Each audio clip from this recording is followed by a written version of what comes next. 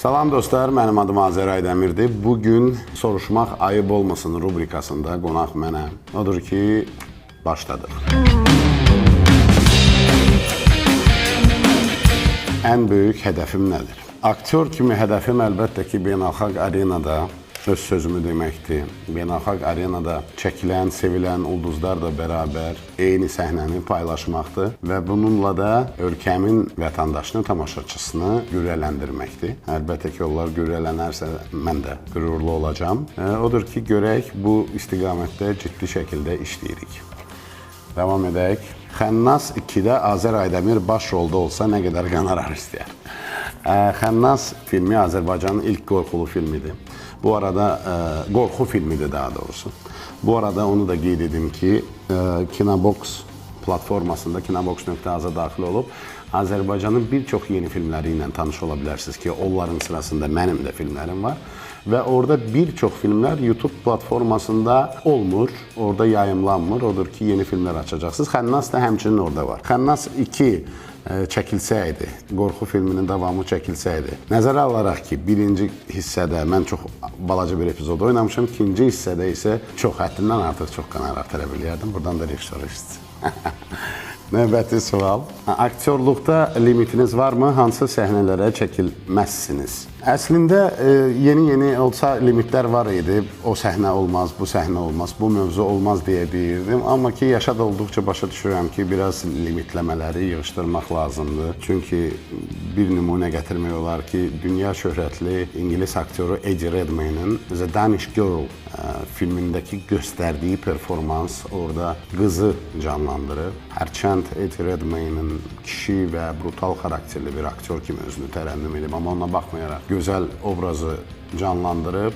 Belə işlərə baxanda əlbəttə ki, aktyor olaraq insan biraz qımışır, qıdışır, qıcıqlanır ki, niyə bizdə belə maraqlı və mənalı ssenarilər çəkilmir, təklif olunmur. Bir aktyor kimi sözsüz ki, gələcəkdə dünya çapında bir Azərbaycan əsəri olsaydı ki, orada hansısa, belə deyək də, güya kişinin oynaya bilməyəcəyi müəyyən obrazlar olsa çəkilərdi. Mənə elə gəlir ki, əgər ssenari yüksək tələblərə cavab verirsə, dəyərləndirmək olar təbii ki. Çünki ən alisi biz aktyoruq və aktyor hər bir obrazı bilməyi bacarmalıdır. Növbəti suala keçirəm. Sual, ən çox bəyəndiyi işi hansı olub? Bir də həyatdakı ən çətin məqamı, hansı ki, düşünüb ki, hər şey bitdi, daha heç nə alınmayacaq. Çətin məqamlar təbii ki, ara-sıra olur. Bu, mənim sənətimlə bağlı deyil, bir insan xislətimlə bağlıdır ki, hər birimiz bu qərarlarla mütəmadi qarşılaşırıq. Hər şey bitdi də deyə bilərik, amma bilin ki, heç nə bitmir, hər şey davam edir. Problem xərcdirsə, deməli, xərcini ödəyib davam etmək lazımdır həyatda. Ən çox bəyəndiyim işim isə etiraf edeyim ki, bu yaxınlarda qısa metrajlı bir film olub, sifariş filmi. YouTube-da baxa bilərsiniz. Öz işlərim arasında hal-hazırda onu daha çox bəyənirəm. Bu arada deyim ki, suallar çox güman ki, müxtəlif platformalardan gəlir. Mobil nömrəniz neçədir, Sən bəy? Yazıblar. Gözəl deyim, deməli 055 050 də ola bilər. Növbəti sual. Əgər aktyorluqla məşğul olmasaydınız, hansı peşəni seçərdiniz? Aktyorluğa başlamamışdan öncə bir çox başqa peşələrlə məşğul olmuşam. Yəqin ki, hər hansı bir sahibkarlıq işi ilə, peşəsi ilə məşğul olardım. Sahibkarlığın hansı istiqaməti çətinlik çəkərəm indi deməyə, amma öz əlim, öz başım prinsipi ilə yaşamağı sevirəm. Odur ki, yəqin ki, müdürüm olmazdı. Növbəti suala keçid edirəm. Özünüzdə ən bəyənmədiyiniz xüsusiyyətiniz?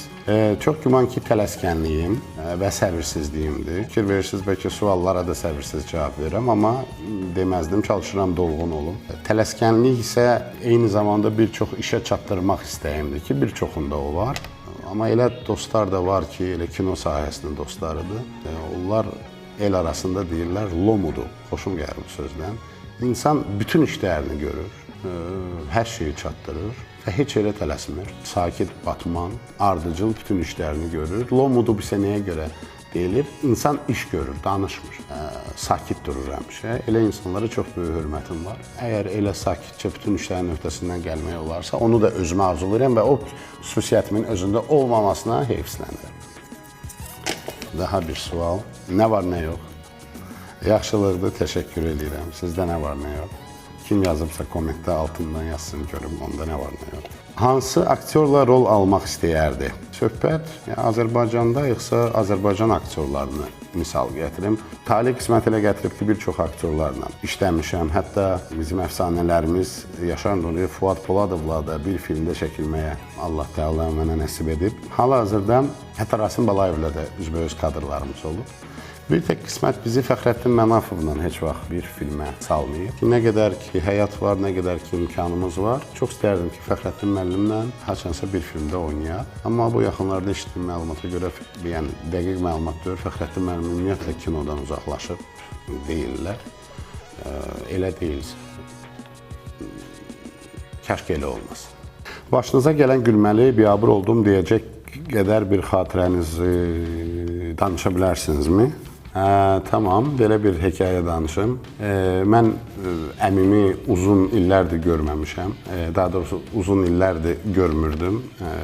Arada bir müəyyən səbəblərə görə bir 15 illik fasilə yaranmışdı. Və günlərin bir günündə bir obyektlərin birində deməli bir dostumla oturmuşuq. Nəsə söhbət əmimdən düşdü. Danışdım ki, bəs mənim əmim də sizin sahənizdə işləyir və s. və ilaxır tərif elədim. Dedi, nə maraqlı dedi. Mən heç bilmirdim ki, o sənin əmindir. Dedim, hə, bundan sonra bilərsən. Və əmimin də əvvəllər işlədiyi yer olduğundan nəsə sağollaşanda həmin o obyektdən çıxanda gördüm ki, əmim gəlir. Dedim, bu adın çək qulağında. Qucaqlaşdım, öpüşdüm, kişi ilə söhbət edirəm. Deyirəm ki, bayaq səndən danışırdım. Necəsən, çoxdandır görüşmürük. Kişi qayıt deyilən ki, mən sənin əmin deyirəm. Həqiqətən də adam çox oxşayırdı əmimə, amma mənimlə də öpüşüb görüşməyinin səbəbi, yəni məni tanımaq oldu ki, mən aktyoram, başa düşmədi, söhbət məndən gedir. Sonra başa düşdüm ki, insan insana necə oxşayarmış və orada biraz pərt oldum ki, çünki bayaqdan əmimi tərəf elədiyim dostum öz-özünə fikirləşdi ki, bu heç öz əmisini tanımır. Çox gülməli bir situasiya idi, bəli. Növbəti suala keçidilir. İlk rol aldığım film hansı olub? Söhbət bədii filmdən gedirsə, bu rejissor Samir Kərimoğlu'nun Mən evə qayıdıram bədii filmidir ki, bayaq dediyim kimi, hardakı Talih elə gətirib çıxardı ki, Yaşar Nuri və Fuad Poladov da həmin filmdə rol almışdılar. Mən də o filmdə çəkilmişəm. Söhbət Azərbaycanın əfsanəvi təyyarəçisindən gedir. Real hadisələr əsasında çəkilmiş filmdir. Ən bəyəndiyin yerli və xarici film hansıdır? Xarici filmlər bəyəndiyim çoxdur. Mən elə gəlir ki, bütün filmlərin tacı şahı bir mənalı olaraq dramaturji xəttinə görə Xaç Atası filmidir. Onun üzərinə bir film gəlib qoya bilmirəm. Yerli filmlərdən isə biraz nə qədər obyektiv olmağa çalışsam da alınmayacaq. Çox güman ki, subyektiv yanaşacağım filmə, bu seçimə. Amma mənə elə gəlir ki, son dövrlərdə Azərbaycan kinosunun başını uca edən və həqiqətən də bizim film çəkməyə qadir olduğumuzu isbat edən franşiza Tağıyev franşizasıdır. Artıq 3 hissəsi var, 4-cü hissəsi də yəqin gələn il təqdim olunacaq. Kim baxmayıbsa, mütləq Tağıyeva baxmağa dəvət edirəm. Yaxşı film, müasir kinomuzun yaxşı filmləridir deyə bilərəm.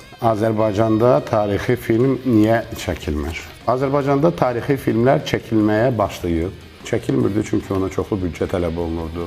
Dramaturqların, ssenari müəlliflərinin daha ciddi, daha araşdırmaçı yanaşması lazım idi. Və mənə elə gəlir ki, Azərbaycanda tarixi filmlərin flaqmanı məhz Tağıyev filmləri oldu və Tağıyev filmlərindən, Tağıyev dörtlüsündən sonra bu janra müraciətlər olacaq.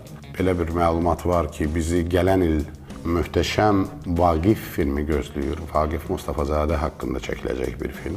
Və mənə elə gəlir ki, zaman keçdikcə daha çox olacaq. Hal-hazırda Atropatena filmi çəkilir, Atabayellər filmi çəkilib, sənədli bədii film.